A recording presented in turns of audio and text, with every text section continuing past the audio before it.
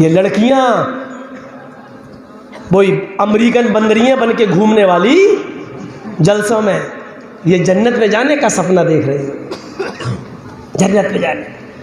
نساء کاسیات عاریات ممیلات ومائلات، وہ ایک ایسا زمانہ بھی آ جائے گا تمہارے سامنے، اس زمانے کو تم اپنی آنکھوں سے دیکھو گے، عورتوں کو کاسیات دکھائی دینے میں تو وہ کپڑے پہنے ہوئے دکھائی دیں گی، ہماری نظروں میں وہ کپڑے ہوں گے، ہم انہیں کپڑے محسوس کر رہے ہوں گے۔ تم اپنے اس زمانے میں قیامت سے پہلے یہ منظر دیکھو گے کہ عورتیں کپڑے پہنیں گی، تم ان کو کپڑا کہہ رہے ہوگے عاریات، لیکن ان کے کپڑوں میں سب کچھ دکھائی دے رہا ہوگا۔ محمد رسول اللہ فرماتے ہیں کہ کپڑا پہننے کے باوجود بھی وہ ننگی ہوں گی۔ بتاؤ ایمانداری کے ساتھ، آج ایسے کپڑے ہیں؟ ہمارے کالج اور اسکولوں میں جانے والی بچیاں کون سے کپڑے پہن کے جا رہی ہیں؟ سوچو۔ ممیلات و مائلات،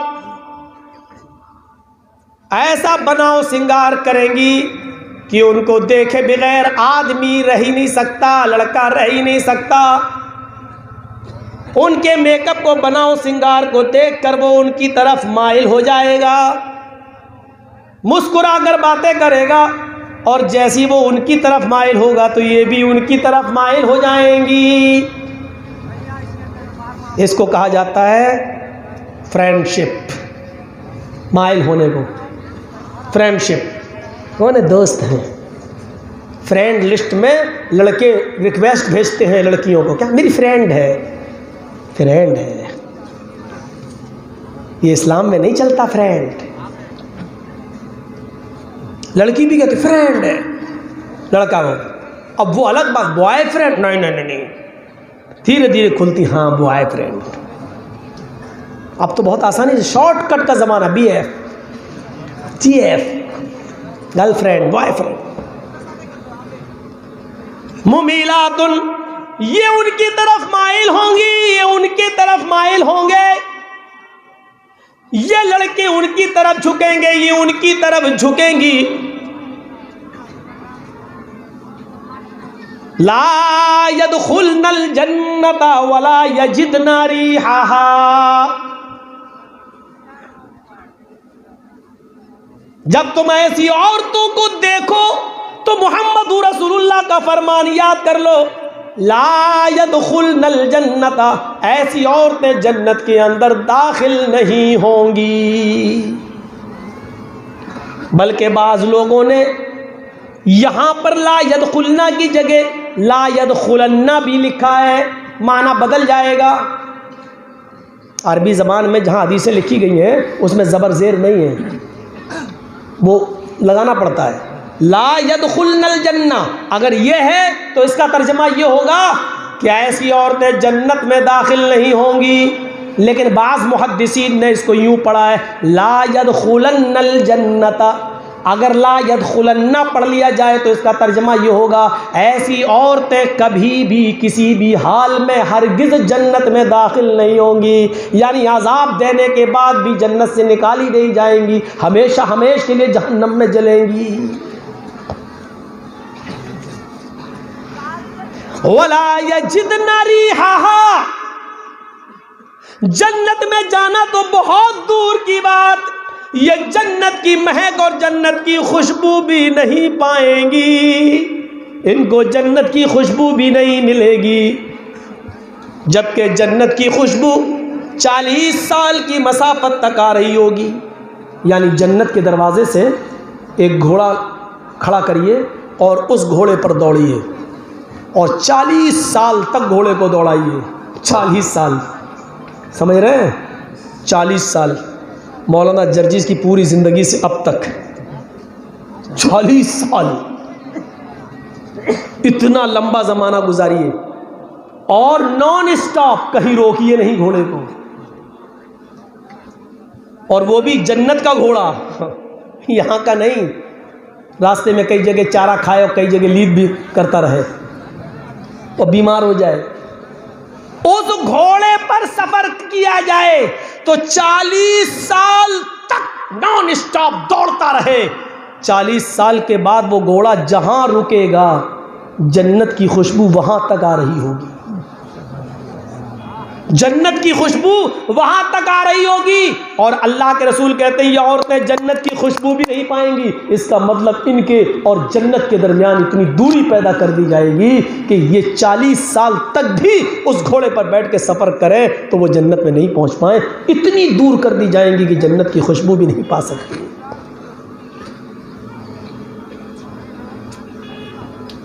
اوف، ہم کہاں ہیں، کس حال میں ہیں، اور کون ہے یہ؟ ہماری ماں بہن بیٹیاں تو ہیں، ہم نہیں کنٹرول کر سکتے۔ وَلَا يَجِدْنَ رِيحَهَا، اور اگر اس کو بھی پڑھ دیا جائے وَلَا يَجِدْنَ رِيحَهَا تو ترجمہ یہ ہوگا ایسی عورتیں کبھی بھی جنت کی خوشبو نہیں پا سکیں گی۔ یہ حال ہے، یہ عورتوں کے تعلق سے ہو گیا، وہ مردوں کے تعلق سے ہو گیا۔ ہماری عقل کو چھپا لے وہ شراب ہے۔ ہاں ہاں سنیے،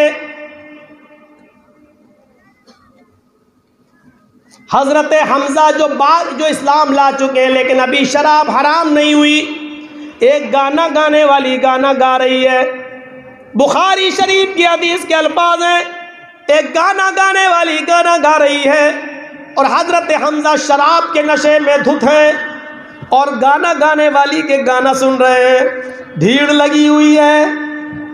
گانا گانے والی کو مغنیہ کہا جاتا ہے، مغنی گانا گانے والی، وہ گانا گانے والی گانا گا رہی ہے، ڈانس کر رہی ہے، ناچ رہی ہے، بھیڑ لگی ہے۔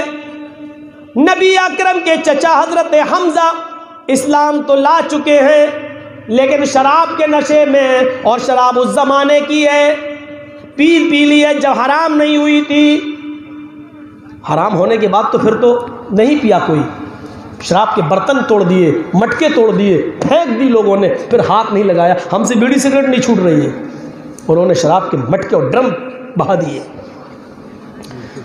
میرے بھائیوں، جیسے ہی حضرت حمزہ نے شراب پی، نشے میں آ گئے، مغنیہ کا گانا سنا، اس کا ڈانس دیکھا، وہ آ گئی اور ڈانس کرتے کرتے، ناچتے ناچتے، گانا گاتے گاتے وہ حضرت حمزہ کے بالکل قریب آ گئی۔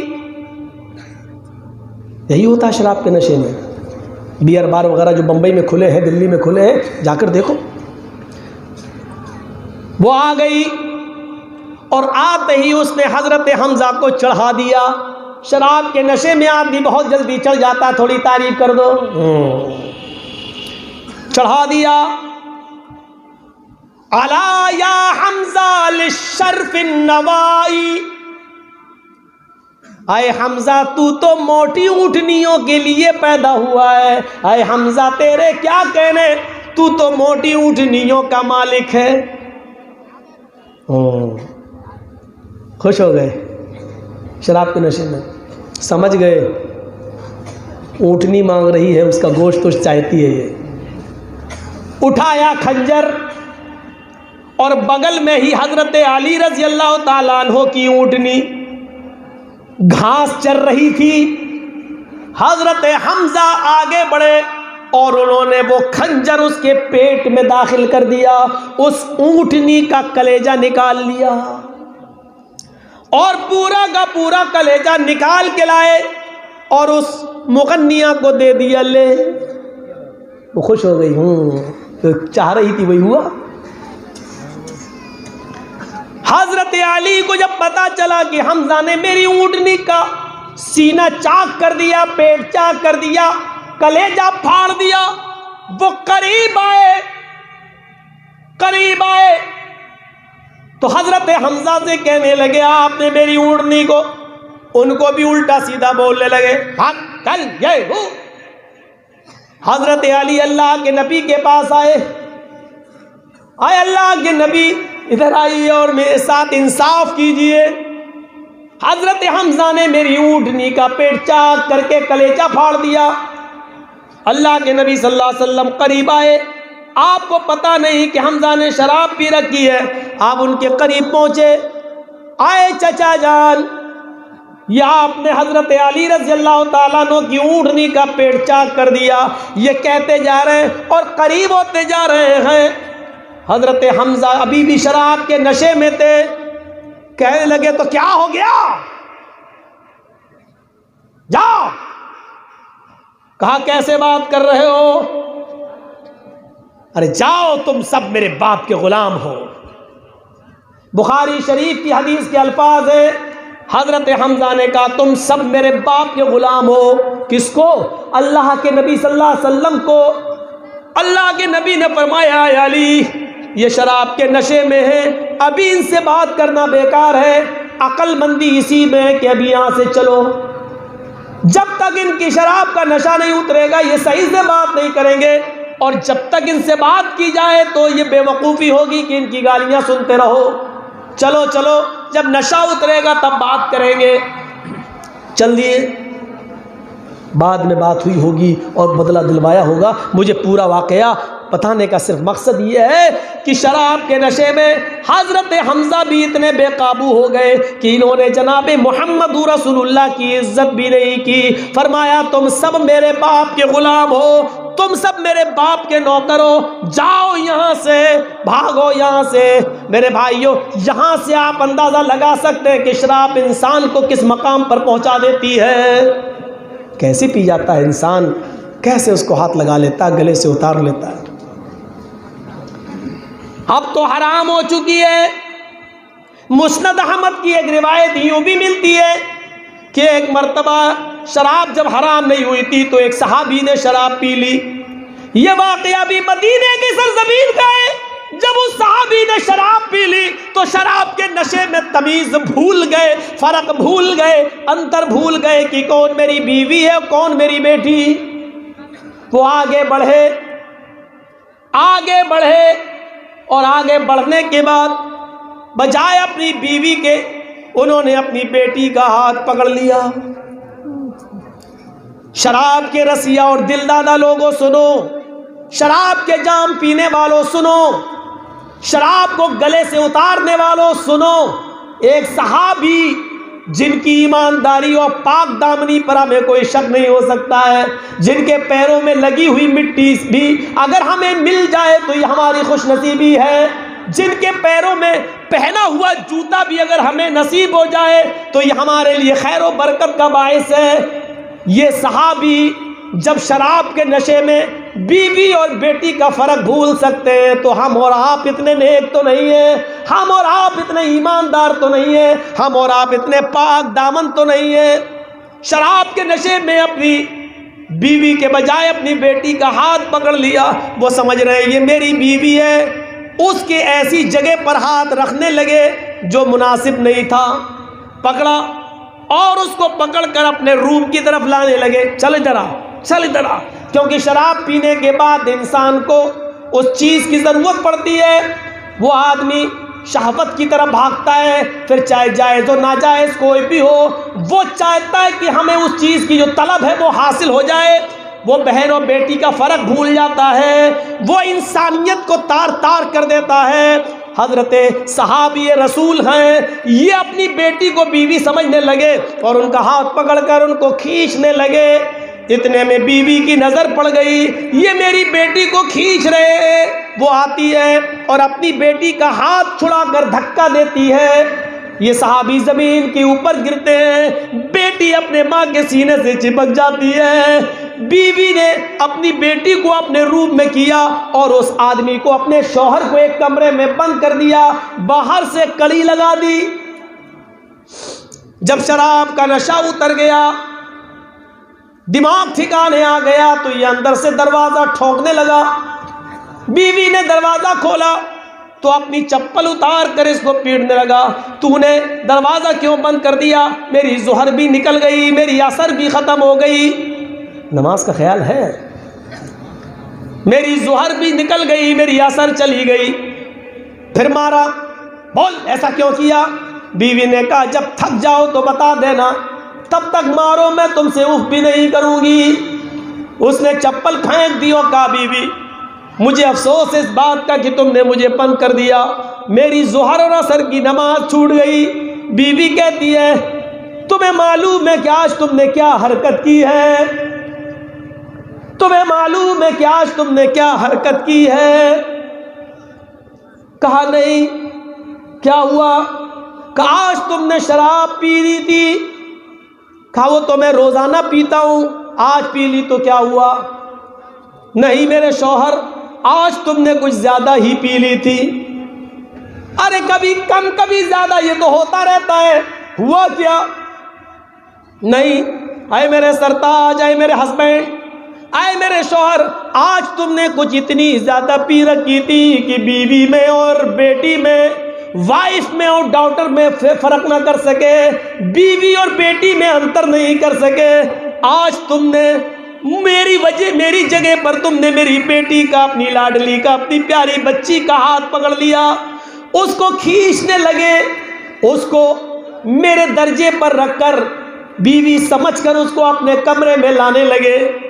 اے میرے پیارے شوہر، اگر میں وقت پر نہیں پہنچتی تو آپ میری بیٹی کی، اپنی بیٹی کی عزت کو تار تار کر دیتے۔ آپ اپنی شہوت کی آگ بجھانے کے لیے اپنی بیٹی کی عزت و آبرو سے کھیل جاتے۔ صحابی رسول کی نظریں نیچے ہو گئیں، زمین پر گڑ گئی، آنسوؤں سے زمین بھیگ گئی۔ تھوڑی دیر کے بعد نظریں آسمان پہ ڈالی، الہ العالمین، اے رب العالمین، آج میری بیوی نے میرے سامنے جو ورڈز یوز کیے ہیں، آج مجھے جو سنایا ہے، اے اللہ، یہ جملے، یہ ورڈز سننے سے پہلے یہ زمین پھٹ جاتی اور میں زمین کے اندر دھس جاتا اور میری شکل و صورت دنیا والوں کے سامنے نہ آتی تو میں اپنے آپ کو بہت خوش نصیب سمجھتا۔ آئے اللہ، آج کے بعد میں اپنی بیٹی کے سامنے کون سا چہرہ لے کر آؤں؟ آئے اللہ، آج کے بعد میں اپنی بیٹی کے سامنے کون سا چہرہ لے کر آؤں؟ الہ العالمین، تو گواہ رہنا، آج کے بعد میں شراب کو ہاتھ نہیں لگاؤں گا، آج کے بعد میں شراب کو نہیں پیوں گا، آج کے بعد میں شراب کو اپنے اوپر ہمیشہ کے لیے حرام کر رہا ہوں۔ اے اللہ، میں تجھ سے دعا کرتا ہوں، آج میں نے اپنی بیٹی کے لیے ہاتھ پکڑ لیا، کل کوئی دوسرا بھی پکڑ سکتا ہے، اس لیے میری دعا ہے کہ اے اللہ تو شراب کو ہمیشہ ہمیشہ کے لیے حرام قرار دے دے۔ اے اللہ تو شراب کی حرمت کا اعلان کر دے۔ اے اللہ، ابھی تو تیرے نبی جناب محمد رسول اللہ باحیات ہیں، ان کی زندگی میں ہی شراب کی حرمت کا اعلان کر دے۔ میرے پیارے ساتھیوں، بس اتنا سا واقعہ بتا کر یہ بتانا مقصد ہے کہ اس زمانے میں جب شراب حرام نہیں ہوئی تھی، ایک ٹھوکر کھاتا تھا آدمی تو شراب چھوڑ دینے کا ہمیشہ کے لیے وعدہ کر لیتا تھا، جب شراب حرام نہیں ہوئی تھی تو چھوڑنے کی قسم کھا لیتا تھا۔ نوجوانوں، یہ شراب تو تمہارے نبی جناب محمد رسول اللہ نے، ہمارے پیغمبر جناب محمد رسول اللہ نے حرام قرار دے دی، پھر اس کے بعد آج ہم کیوں پی رہے ہیں؟ آج اس کو کیسے گلے سے اتار رہے ہیں؟ آج اس کو ہم کیوں پی رہے ہیں؟ نوجوانوں، اس حرام چیز کو چھوڑ دو، اور اگر اس تقریر کے سننے کے بعد بھی اگر آپ نے نہیں چھوڑا تو پھر اپنی ماں بہن بیٹیوں کی عزت سے کھیلنے کے لیے تیار رہو، اپنی ماں بہن بیٹیوں کی عزت کو تار تار کرنے کے لیے تیار رہو، کیونکہ اللہ کے نبی نے فرمایا ہے، یہ حکم موجود ہے، بنی اسرائیل 72 فرقوں میں بٹی تھی، ان امتی تفترق علی 73 ملہ، میری امت 73 فرقوں میں بٹے گی، میری امت 73 فرقوں میں بٹے گی، اور بنی اسرائیل جس راستے پر چلی ہے میری امت بھی اسی راستے پر چلے گی، حسب النعل بالنعل، جیسے دونوں جوتے برابر ہوتے ہیں اسی طریقے سے قوم بنی اسرائیل میں اور میری امت میں کوئی فرق نہیں ہوگا۔ اگر بنی اسرائیل میں ان کان منہم من اتى امہ علانیۃ، اگر بنی اسرائیل میں کسی نے چوراہے پر عام لوگوں کے سامنے اعلانیہ اگر کسی نے اپنی ماں کے ساتھ زنا کیا ہوگا، اپنی ماں کے ساتھ زنا کیا ہوگا، تو میری امت پر بھی قیامت اس وقت تک نہیں آئے گی جب تک کہ میری امت کے لوگ مسلمان بھی میرے امتی بھی اپنی ماں کے ساتھ اعلانیہ زنا نہ کرے. میری امت میں بھی ایسا زمانہ آئے گا کہ میرے امت کے لوگ مسلمان بھی اپنی ماں کے ساتھ چوراہے پر سرعام سب کے سامنے اس کی عزت کو لوٹے گا. میرے بھائیوں، اپنی ماں بہن بیٹی کی عزت مسلمان خود لوٹے گا، اور اس کی ذمہ دار ہوگی یہی شراب جو ہمیں ہماری ماں بہن بیٹیوں کی عزت کو لوٹنے پر، اس کی عزت کو تار تار کرنے پر ہمیں مجبور کرے گی. کون چاہتا ہے کہ اپنی ماں بہن بیٹیوں کی عزتوں کو ہم اپنے ہاتھ سے تار تار کریں؟ جو بھائی اپنی بہن کی ڈولی کو اٹھانے کے لیے بیچارہ کبھی دلی، کبھی بمبئی، کبھی لیبر کا کام کرنے کے لیے بہار اور بنگال سے وہ باہر جاتا ہے تاکہ کچھ کما کر لائے اور اپنی بہن کے ہاتھ پیلے کرے، اس کی ڈولی سجا کر ہم شاندار طریقے سے شادی کر کے اس کا گھر بسا دیں، کیا یہ نوجوان یہ چاہے گا کہ شراب کے نشے میں آ کر اپنی بہن کی عزت کو تار تار کرے، اپنی بیٹی کی عزت کو تار تار کرے؟ کیا تمہیں یہ گوارا کر رہا ہے جو انسان بہار اور بنگال کی سرزمین سے لیبر کا کام کرنے کے لیے پنجاب، لدھیانہ، امرتسر، دلی اور بمبئی کی سڑکوں پر جاتا ہو، جھونپڑیوں میں رہ کر، ہوٹلوں پہ کھانا کھا کر، جو بیچارہ مزدوری کر کر کے اپنی بہن اور اپنی بیٹی کے لیے کچھ کما کر لاتا ہے تاکہ اس کی ڈولی سجا سکے، یہی نوجوان شراب پیے گا اپنی محنت کی کمائی سے، اور پھر شراب کے نشے میں اپنی بیٹی اور اپنی بہن کی عزت سے کھیلے گا. میرے بھائیوں، کیا تم اس کو گوارا کرو گے؟ کیا وہ دن دیکھنے کے لیے تم تیار ہو؟ کیا اس دن کو دیکھ سکو گے جب شراب کا نشہ اترے گا اور پتہ چلے گا کہ ہم نے اپنی بہن کی عزت سے کھیل لیا ہے، اپنی بیٹی کی عزت سے کھیل لیا ہے؟ تو میرے بھائیوں، اس بے عزتی کو برداشت کر سکو گے؟ ذرا تصور کرو آپ اور ہم. اس لیے شراب کو اپنے اوپر حرام کر لو اور آئندہ کبھی شراب کو ہاتھ نہیں لگاؤ. یہی چند نصیحتیں کافی ہیں میرے پیارے ساتھیوں. اللہ سے ہم سب کو دعا کرنا چاہیے کہ بارے الہ ہماری خطاؤں کو معاف فرما دے، ہمارے گناہوں کو بخش دے، ہمیں فضول خرچی سے بچا لے، اور اے اللہ ہمیں جائز جگہوں پر جائز مقام پر پیسے خرچ کرنے کی توفیق عطا فرما. شراب کی اے اللہ حرمت کے بعد ہمیں بھی شراب کو